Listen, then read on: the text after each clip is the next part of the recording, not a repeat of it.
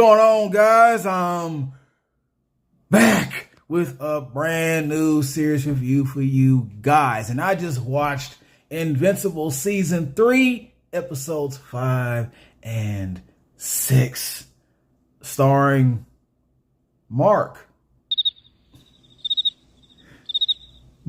Paul, and Powerplex. Now let's go ahead and get these episode breakdowns out the way before I get into the real breakdowns of the episodes. Episode 5, we pretty much got Mark and Adam Eve trying to figure out how they're going to work together, how they're going to live together, all this. They need to get out of Mama's house and all that. And so they're going to make this little company where they protect the prison and make sure there are no prison breaks. And then meanwhile, Paul tries to break out of prison. Okay, and then he's thrown right back in prison, which gets the order involved with his dumb ass. All right, and now Mark and Adam Eve have to put the pressure to the work.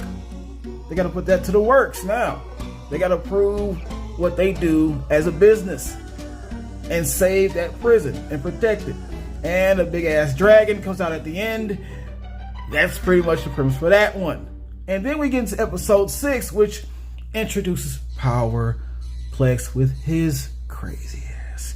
All right, he comes in there. He's blaming Mark because when the Chicago thing was going on, it was Chicago or whatever it was, when him and his father and the fight and all that, they accidentally killed a woman and her child, which was his sister and niece of Powerplex. And so, yes, he's feeling some certain type of way about that. Most definitely. Okay, to the point where he's stark crazy now. He is lunatic. Looney Tunes, right? He wants nothing more than to just end Mark's life with his electrical powers that he has. These crazy Electro Man / Bishop powers that he has.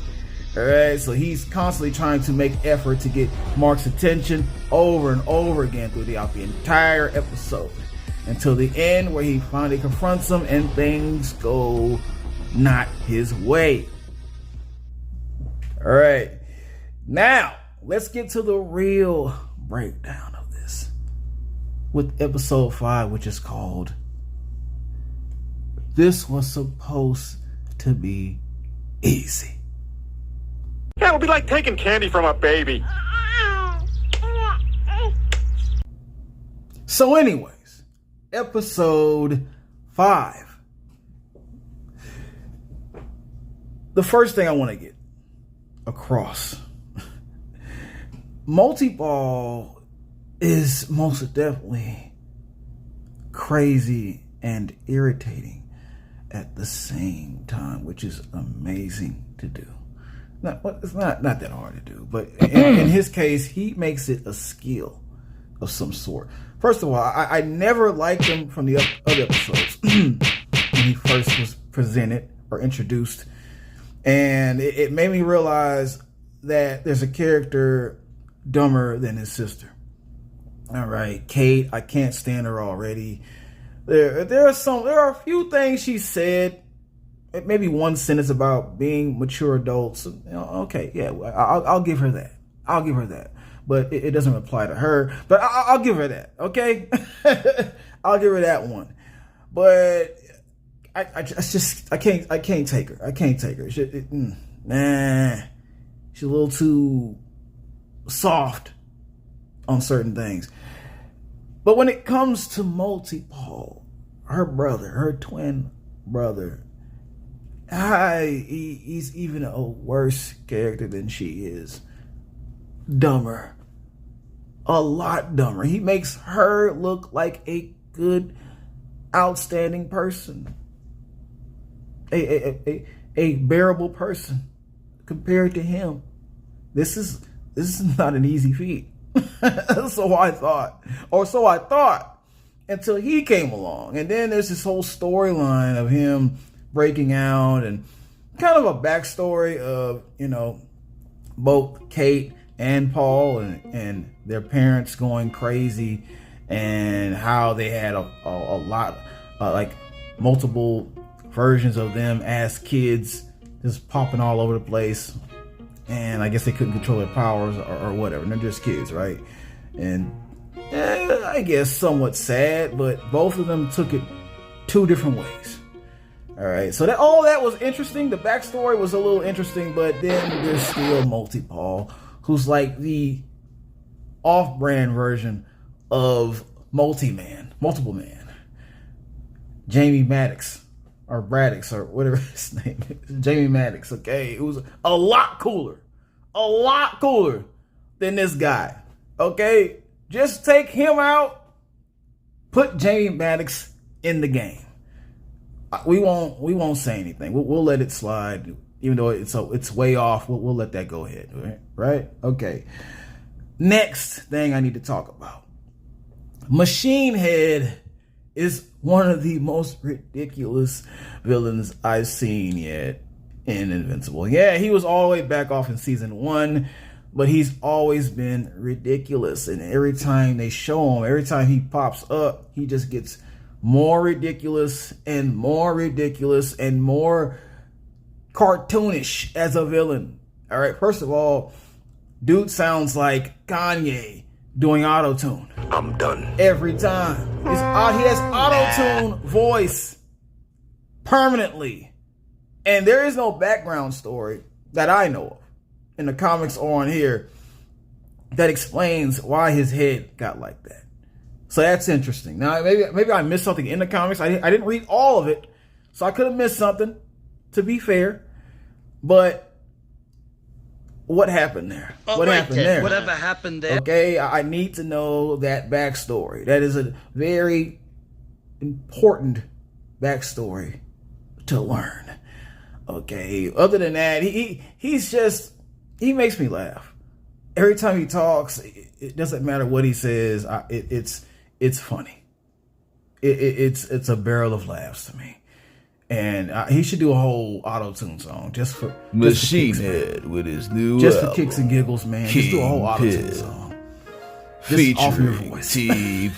It would be epic and great at the same time. It was the same thing, but you know what I mean. Last thing I'm talking about with this episode. The Order should change their name to the Backstab Crew. Because anybody dealing with the Order or in the Order, they eventually stab each other in the back. Come on, man. First, I guess Machinehead did the older Asian guy who's head of the Order, did him wrong. And so now he's back for his pay up. And then I guess you have the other situation where there's the bald black guy, the rock black dude, where I guess he stabbed Machinehead in the back. And then the transporter dude who can transport to different places and stuff like that, he ends up stabbing Rock Black Man in the back. Okay? So, and then they're all cool with it at the end of the episode. They're all cool and good with this. This is what they like. This is what they do. They're used to stabbing each other in the back, and they're still cool, and they're still a crew. I don't get it. I don't get that. It's almost like some Sopranos type stuff going on. Put me in, coach. I don't know. I don't know what's going on with this crew, man, but that's the weirdest crap I've ever seen. And I know they're criminals, but come on, man. What the hell? You got bad guys who don't do this to each other. All right? Not like that. That's insane. Now, we're going to have to get into that next episode, all right? Which is called All I Can Say Is I'm Sorry. Sorry, bye. All right. So, first of all, Powerplex, don't get me wrong. Powerplex is a fantastic villain in the show. I didn't really have a chance to read up on him in the comics, but in the show, and I know enough about him from the comics already, though. I know enough. I just didn't get that issue, but I know enough. I know what happened already. It was spoiled for me. I still watch this. What I'm trying to say here is Powerplex has, you know, the backstory and I guess not really a reason to do what he's doing, but you know, he's crazy now. He went crazy, so we understand he's lost his mind because of what happened to his sister and niece. So he snapped, right? And this is intense. He's an intense character who's always mad and he's just full of fury and he's ready to murder Mark at any chance that he gets. The thing that irks me with this character, Powerplex, by the way, that's one of the dumbest names. The names just keep getting dumber and dumber and dumber. I thought they were done when they was Dropkick and Fight Master, but welcome Powerplex. But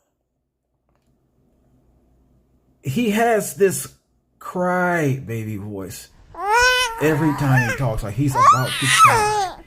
Every time. Any minute now, he's gonna burst out in tears, but he never gets to those What tears makes you until so later special? on when he actually is crying. And this is very annoying. He doesn't have to talk like this all the time. He can calm down from time to time. I'll process my anger. I Give love it myself. give it a break. Give it a break. Breathe. Exhale. All right, woosah, man, woosah.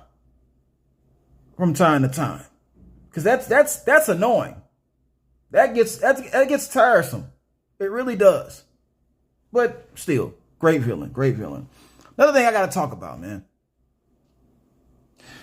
Shake Smith should do comedy. Oh my God! Now I already see that Shake Smith wasn't rep tight from the other episodes. And some people say he's supposed to be 4 years old, which is weird because how fast do Thraxons grow?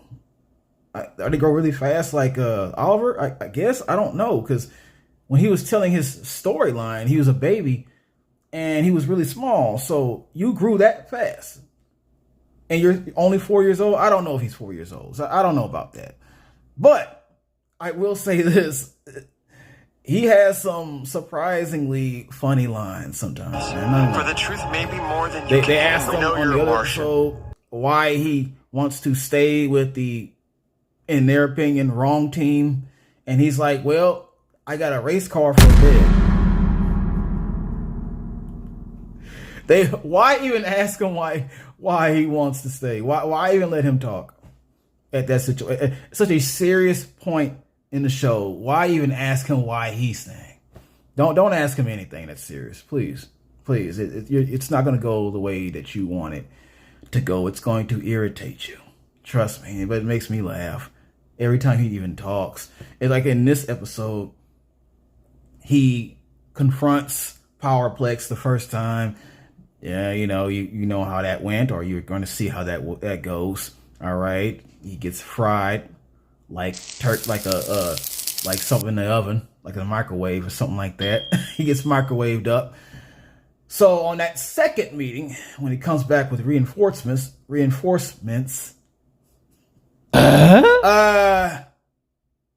he gets in Powerplex's face and he asked him, hey, did you find Invincible?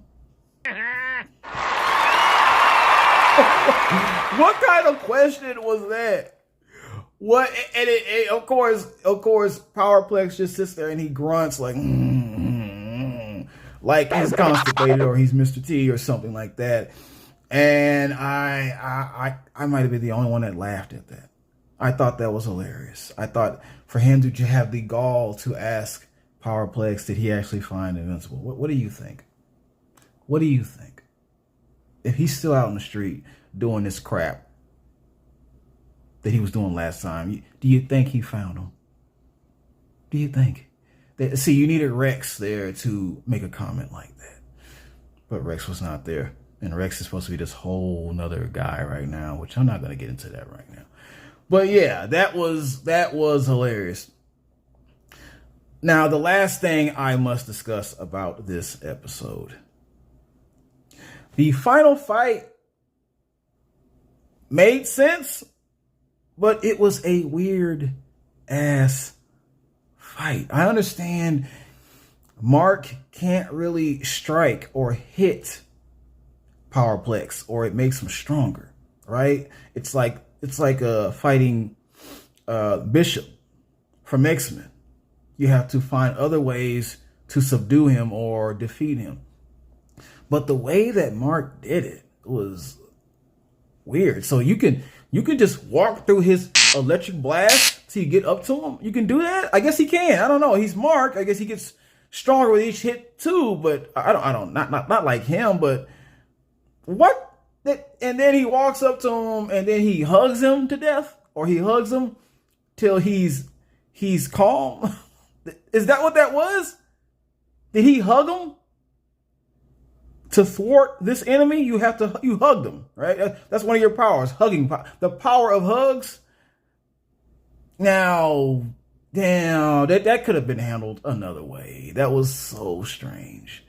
That was weird. And then it really did nothing to help anybody else because somebody behind him was fried like chicken. All right, and this is a spoiler alert. This is a spoiler review, so it was his family. It was his family. Okay. It was his family. And that really, the reaction from that wasn't what I expected either. That was kind of a so-so reaction, to be honest with you.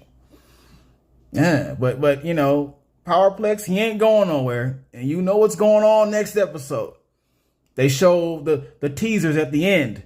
And everybody's excited about that. I want to see how the different personalities are going to mix and mingle. But that's going to be for next time. I need you to like, share. You better subscribe.